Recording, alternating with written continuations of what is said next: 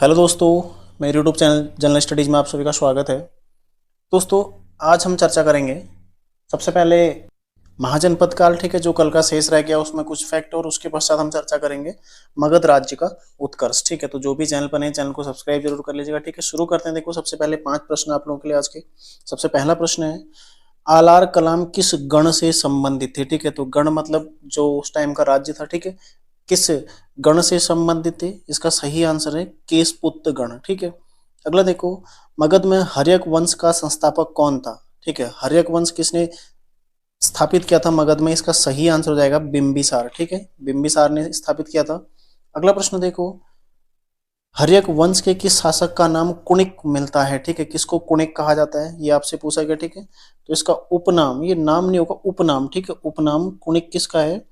ये है, इसका सही आंसर है अजातशत्रु। ठीक है, अजातशत्रु। अगला प्रश्न देखो, किस शासक के समय पहली बौद्ध संगीति का आयोजन हुआ था? तो इसका सही आंसर हो जाएगा अजातशत्रु। ठीक है, अजातशत्रु इसका सही आंसर हो जाएगा प्रश्न संख्या 4 का। और अगला प्रश्न देखो, मगध राज्य में नंद वंश का संस्थापक कौन था? ठीक है, तो इसका सही आंसर हो जाएगा महापद्मनंद। ठीक है, तो ये हो गया कुछ फैक्ट, ये हो गया आपके लिए प्रश्न। ठीक है, आगे चर्चा करेंगे हम फैक्ट के संबंध में। ठीक है, कुछ देखो, महाजनपद काल सबसे पहले हमारा जो चल रहा है उसको थोड़ा आगे बढ़ाते हैं। बुद्ध काल में 16 महाजनपदों के अलावा गंगा घाटी में कई गणतंत्र के अस्तित्व के प्रमाण मिलते हैं। ठीक है, कई यहाँ गणतंत्र मिलते हैं, जिनमें देखो कपिलवस्तु के शाक्य, ये कौन है? जिससे महात्मा बुद्ध संबंधित है। ठीक है, महात्मा बुद्ध इसी शाक्य गण से संबंधित है। ठीक है, आपने पढ़ा होगा शाक्य गण, तो यही है, देखो कपिलवस्तु के शाक्य। ठीक है, दूसरे देखो सुमसुमारा के भग्ग। ठीक है, सुमसुमारा के भग्ग। तीसरे हैं अलकप्प के बुली। ठीक है, ये तीसरे गण है, अलकप्प के बुली। चौथे देखो केशपुत्र के कलाम, तो कलाम इसी से संबंधित कौन थे? अलार कलाम। ठीक है, अलार कलाम इसी से संबंधित है। ठीक है, अलार कलाम जो कि जिन्होंने बुद्ध को सांख्य दर्शन की दीक्षा दी थी। ठीक है, बुद्ध ने इन्हीं से सांख्य दर्शन की दीक्षा ली थी, ध्यान रखिएगा। ठीक है, अगला देखो रामग्राम के कोली है। ठीक है, कि पुलिस शक्ति के लिए प्रसिद्ध थे। ठीक है, पुलिस शक्ति के लिए फेमस थे उस टाइम पर। ठीक है, अगला देखो, अगला है कुशीनारा के मल्ल पावा के मल्ल। ठीक है, ध्यान रखिएगा। अगला देखो पिपली वन के मोरी है। ठीक है, अगला है वैशाली के लिच्छवी, जो कि सबसे बड़ा शक्तिशाली और सबसे बड़ा गणराज्य था। ठीक है, वैशाली। और अगले थे मिथिला के विदेह। ठीक है, मिथिला नरेश वही जनक वाले। ठीक है, जनकपुरी जो आपको रामायण में मिलता है। ठीक है, जनक मिथिला के राजा थे, तो ये वही मिथिला है। ठीक है, तो मिथिला, इसकी राजधानी कौन सी थी? जनकपुरी थी। ठीक है, तो ध्यान रखिएगा, ये कुछ जो स्वतंत्र गण थे। ठीक है, ये कई गणतंत्र के अस्तित्व यहाँ पर जो मिलते हैं, उनमें देखो कुल 9 गण यहाँ पर विद्यमान थे। ठीक है, जिनमें गणतंत्र की व्यवस्था भी थी। ठीक है, अब देखो, ये हो गया हमारा जो महाजनपद काल, उसके कुछ प्रमुख फैक्ट हमने पिछले क्लास में देखे थे। ठीक है, और कुछ फैक्ट हमने आज देख लिया। आगे हम चर्चा करेंगे, देखो मगध राज्य का उत्कर्ष। ठीक है, मगध का उत्कर्ष, तो हालांकि 16 महाजनपद थे, लेकिन इन सभी महाजनपदों में सबसे शक्तिशाली, ठीक है, एक समृद्ध राज्य के रूप में सामने कौन आया? कौन सा महाजनपद आया? मगध। इसके देखो कई कारण थे, क्यों? क्योंकि एक तो जो मगध स्थापित था वो गंगा और सोन की घाटियों के बीच में था। ठीक है, गंगा प्लस सोन घाटी, तो दोनों बड़ी नदियां हैं, इनके बीच में किसी के लिए भी आक्रमण कर पाना इतना संभव नहीं था। ठीक है, मतलब दोनों से जल दुर्ग से इनको सुरक्षा मिली हुई थी। इसके अलावा देखो, जो मगध था इसके आसपास वन भूमि ठीक ठाक थी। ठीक है, तो यहाँ से इमारती लकड़ियां इत्यादि मिल जाती थी। ठीक है, हाथी यहाँ पर मिल जाते थे अच्छे। ठीक है, तो सबसे पहले हाथी जो प्रयुक्त किया था मगध ने ही किया था। ठीक है, तो हाथी यहाँ से मिल जाते, और साथ ही आज भी और तब भी ये जो क्षेत्र है ना, खनिज संपदा के लिए काफी प्रसिद्ध था। ठीक है, खनिज संपदा, तो खनिज संपदा यहाँ पर मिल जाती, देखो लोहा लोहा पर्याप्त मात्रा में मिल जाता, तो ये अपने हथियार अच्छे बना सकते थे। ठीक है, तो हथियारों का प्रयोग करके। ठीक है, और दूसरा देखो गंगा घाटी के किनारे का एरिया है, तो यहाँ पर अच्छी मिट्टी, ठीक है, अच्छी मिट्टी पाई जाती, तो यहाँ पर खेती भी अच्छी होती थी। तो ये कई सारे कारण थे जो मगध के उत्कर्ष के रूप में सामने आए। ठीक है, मगध के उत्कर्ष के लिए उत्तरदायी हुए। ठीक है, तो देखो शुरू करते हैं, मगध एक परिचय।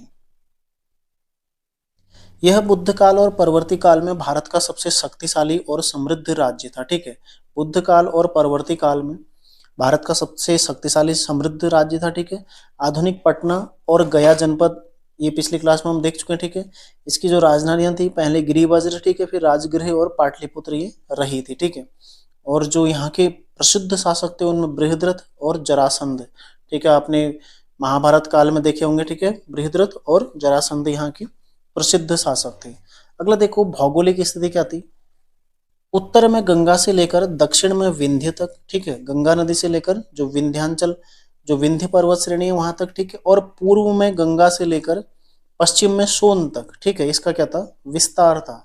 तो मतलब देखो तीन ओर से इसको जलदुर्ग से सुरक्षा मिल रही है, ठीक है। तीन ओर से जलदुर्ग से सुरक्षा मिल रही है। अगला देखो विस्तृत कृषि मैदान, कृषि में लोहे तथा नवीन तकनीक का प्रयोग। लोहे का प्रयोग कैसे होगा, देखो कृषि के जो उपकरण है उसमें लोहे का प्रयोग करना शुरू हुआ, ठीक है। नवीन तकनीक का प्रयोग, विशाल वन क्षेत्र एवं हाथियों की उपलब्धता, खनिज संसाधनों की उपलब्धता, व्यापार की अनुकूल दशा तथा प्राकृतिक सुरक्षा ने मगध के उत्कर्ष में महत्वपूर्ण योगदान दिया, ठीक है। तो क्वेश्चन यदि बनता है, देखो ग्रुप सी एग्जाम या फिर वनडे एग्जाम में भी इस तरह के क्वेश्चन बन जाते हैं कि निम्नलिखित में से कौन से कारण मगध के उत्कर्ष के लिए उत्तरदायी नहीं थे, ठीक है। तो कौन कौन से कारण उत्तरदायी थे, देखो ये आप कारण देख लो कौन कौन उत्तरदायी थे। अब जो नहीं थे वो इसके अलावा जो विकल्प आपको मिलेगा वही होगा, ठीक है।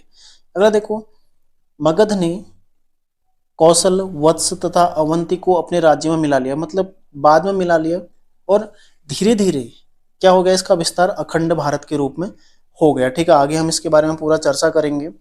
मगध के इतिहास से ही, ये बहुत महत्वपूर्ण लाइन है, ठीक है। मगध के इतिहास से ही भारत के नए इतिहास का युग आरंभ होता है, जिसे मगध के उत्कर्ष के रूप में जाना जाता है, ठीक है। ध्यान रखिएगा। अब देखो मगध राज्य के प्रमुख वंश, ठीक है। कौन कौन से वंश यहाँ पर रहे थे, सबसे पहला इसमें हर्यक वंश, जो कि 544 से 412 ईसा पूर्व तक रहा था, ठीक है। सबसे पहले इसका संस्थापक कौन था, बिंबिसार, ठीक है। इसका संस्थापक कौन था, बिंबिसार। और राजधानियां क्या क्या रही इसकी, देखो राजगृह, गिरिवज्र और पाटलिपुत्र, ठीक है। प्रमुख शासक कौन कौन यहाँ पर शासक हुए, सबसे पहला जो शासक हुआ था बिंबिसार, ठीक है। सबसे पहला शासक कौन था, बिंबिसार, जो कि 544 से 492 ईसा पूर्व तक ये शासक रहा था, ठीक है। देखो मगध राज्य की संस्था का वास्तविक संस्थापक कौन था, बिंबिसार था। इसे जैन साहित्य में श्रेणिक कहा गया, ठीक है। ये महत्वपूर्ण लाइन है, इस तरह के क्वेश्चन लगातार पूछे जाते हैं, ठीक है। किस किस मगध के किस शासक को जैन ग्रंथों में या जैन साहित्य में श्रेणिक कहा गया, ठीक है। किसको कहा गया है, इसका सही आंसर हो जाएगा बिंबिसार, ठीक है। इसने अंग महाजनपद को जीता तथा अजातशत्रु को वहां का शासक नियुक्त किया, ठीक है। ये भी ध्यान रखिएगा आप लोग। अजातशत्रु कौन था, इसका पुत्र था, ठीक है। अपने पुत्र को इसने अंग महाजनपद पर विजय प्राप्त करके वहां का शासक नियुक्त किया था, ठीक है। अवंती के शासक चंद्र प्रद्योत से मित्रता की तथा अपने राज्य वैद्य जीवक को उसके उपचार हेतु भेजा, ठीक है। इस तरह से देखो साम्राज्य विस्तार की जो चीजें थी, किस तरह से साम्राज्य विस्तार होता था, एक जीतने से, दूसरा मैत्री संबंधों से, ठीक है।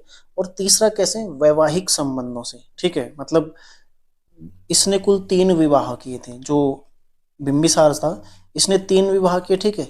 इस तरह से देखो मतलब अपने जो रिश्तेदार है उसको बढ़ाया और बाद में उन पर फिर अधिकार भी कर लिया, ठीक है। तो वैवाहिक संबंधों से भी इसने अपने एक मजबूत राज्य की नींव डाली थी, ठीक है। इसकी मृत्यु के पश्चात इसका जो पुत्र था अजातशत्रु वो शासक बना, और उसने ही अपने पिता यानी कि बिंबिसार की हत्या की थी, ठीक है। बिंबिसार की हत्या की थी, ध्यान रखिएगा।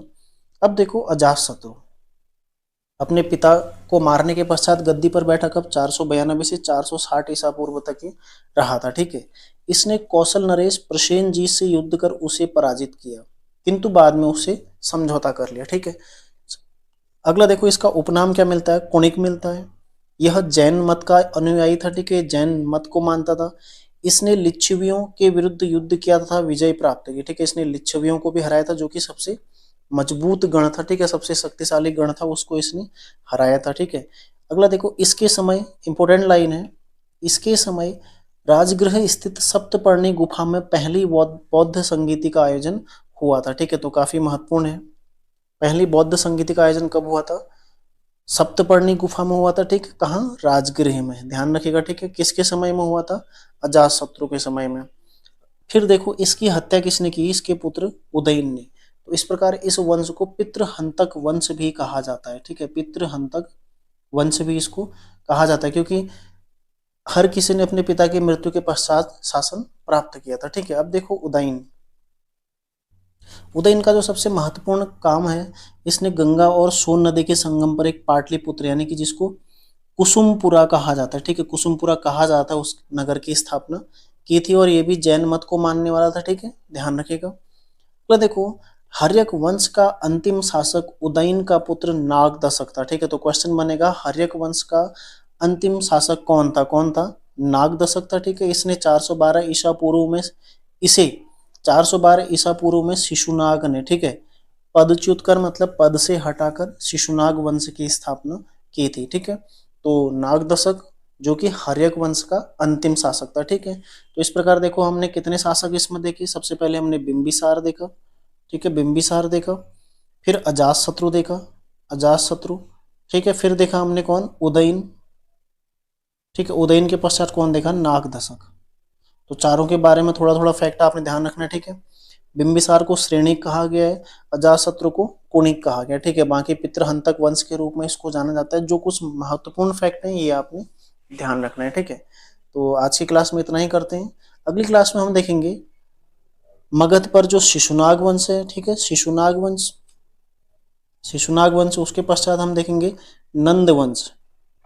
ठीक है, नंद वंश, और एक और टॉपिक हम अगली क्लास में देखेंगे, वो रहेगा देखो प्राचीन भारत पर विदेशी आक्रमण। ठीक है, प्राचीन भारत पर विदेशी आक्रमण, ये वाला टॉपिक भी हम अगली क्लास में चर्चा करेंगे। ठीक है, सबसे पहले ईरानियों का आक्रमण और फिर यूनानियों का आक्रमण, तो दोनों देखेंगे। ठीक है, और साथ ही यदि आप लोग देखो टारगेट बेस्ड प्रैक्टिस सेट वगैरह से जुड़ना चाहते हैं, ठीक है, या फिर व्हाट्सएप ग्रुप से जुड़ना चाहते हैं, उसको आप लोग देख सकते हैं। तो मिलते हैं नेक्स्ट क्लास में, तैयारी करते रहिए आप लोग। धन्यवाद।